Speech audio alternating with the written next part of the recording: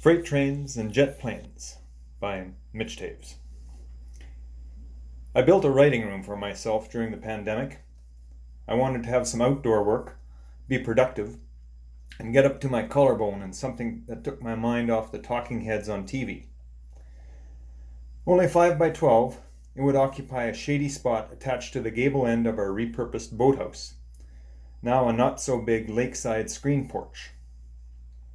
The boathouse was built originally in 1975, a mini-me to the 1950 cottage, with lumber lovingly salvaged from a decommissioned Canadian National Railway boxcar. The boathouse was stoutly built, despite its slightly undersized frame of paired 2x3 studs. The reclaimed lumber was all clear Douglas fir, rare now and still strong, straight, and warm to the touch. Having removed 2 sliding patio doors in the cottage, I put all 4 glass panels into the tiny addition as fixed windows. Complemented by an oak door, my little retreat was well fenestrated, and the light, fandango. I had a view of the lake, and it could see me too, with its infinite number of twinkling summer eyes. I sat behind the glass, separated from the boreal riparian zone, a low-lying fringe of willow, flowering dogwood, poplar, and shy lady slipper. I was cut off, but still a part of the forest community. It was not unlike those clear flat screens that have sprung up like plexiglass weeds in stores and banks, and even at your favorite hole-in-the-wall pizza joint. It's a good place, my addition is, to write. Quiet, but for the sound of rushing poplar leaves in the wind, dappled light all around, with the live feel of sawn wood enclosing me in a way that no plastic, no metal, no composite could. The fir and spruce boards may not have a heartbeat or flowing sap, but they nonetheless feel like kin in the family of living things, especially here, in a glade green and warm with sunlight. I inhale a whiff of milkweed, tended by an escadrille of bees, and set the CD player on random. "You can't jump a jet plane like you can a freight train," rang out, filling the little shed and my head with wonder and all manner of thoughts that crisped and crossed like the contrails that used to leave their chalky residue on the blue dome above me. I sat still as a cloud. I listened as Lightfoot repeated the phrase. My heart was filled and bursting, and I felt sad, but the lonesome beauty of it swept me up. "Man, I love that song," I said. And I think I heard a chorus of tamarack pine say, "Us too." That night I listened to the pulse of the lake, a light breeze keeping a slapping beat going, echoing up from the sand shore. I tossed off the cover to feel the night air on my bare legs and wondered about that verse, about a freight train and a jet plane. I thought of the sky, blue as it was over my Little League baseball games from almost 60 years ago. The ashy gray was washed out of it now because the planes were grounded, and it was blue like it used to be, blue like it bloody well meant it. Sure, we need those jet planes, I suppose.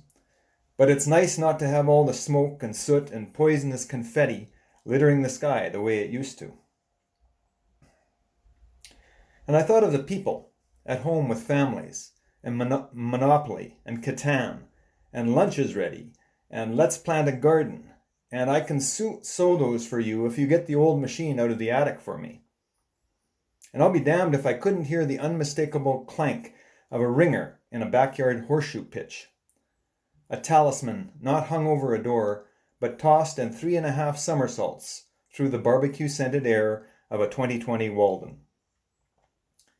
"You can't jump a jet plane like you can a freight train," I sang aloud in my 60-square-foot time capsule, tumbling through the void like I was John Glenn, and the world's COVID hiatus was space, uncluttered by Earth junk in slowly eroding orbit. Maybe the technology and the mad consumption of kitschy trash that arrives at your door by whirring drone is not exactly the normal that we should be so goddamn interested in returning to. Maybe the true blue sky and figuring out math in our kids' grade 6 textbook and darning a freaking sock is the next life balance article we can read on LinkedIn. Yeah, maybe that's what Lightfoot had in mind back in '66, back when technology was just beginning to be omnipresent, unrelenting, a source of interference, blocking us from our own humanity. Maybe the codgers in front of my hometown post office had it right, and the old ways were the best. And maybe we do not absolutely have to have a 3-car garage stuffed like chipmunk cheeks with bisphenol A and phthalates disguised as all manner of camouflage-painted gewgaws that promise to make our lives better. Of course, maybe this apparent reawakening of nature could just be a ruse, and we're all fucking gonna die of coronavirus. If so, I'm gonna go down swinging. I'll learn from the bull low gear we are in right now and slow down. Feel the rain on my face. Pick myself up. Find my friends. Hold them close. Build my life around family. Live simple. Maybe I can once again pound the nails out of a hunk of ancient wood and reuse it, honoring the incredible chain of natural events that locked the sun into it, in the form of carbon, before my mom's great-grandma was born, before microplastic existed, before unexpected extinctions, nutrient-depleted soil, and before that pile of empty plastic water bottles as big as Mount Robson was something we had created, and no one knows exactly why. And that's my story. Thank you.